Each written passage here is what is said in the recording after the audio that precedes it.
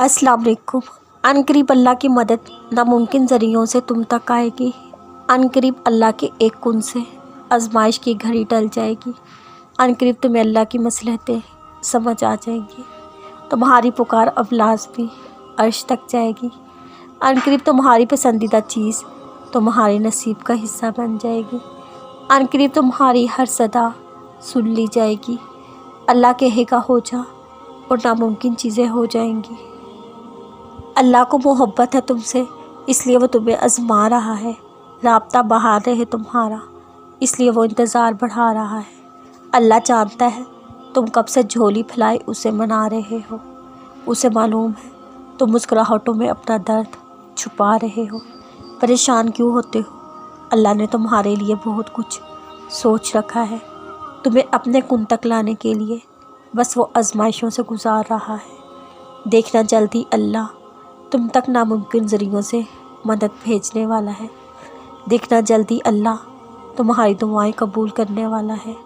फ़िक्र ना करो, जल्दी अल्लाह तुम्हारे लिए मौत से करने वाला है। अल्लाह को तुम बहुत प्यारे हो, बेहद मोहब्बत है उसे तुमसे। यकीन रखो अल्लाह तुम्हारी रज़ा का भरम नहीं टूटने देगा। सब्र तुम्हारे लिए अल्लाह से कुन की सिफारिश करता है। अगर हाथों की लकीरें ना बदल सकती तो अल्लाह तुम्हें मौज़ों का यकीन दिलाता ही क्यों?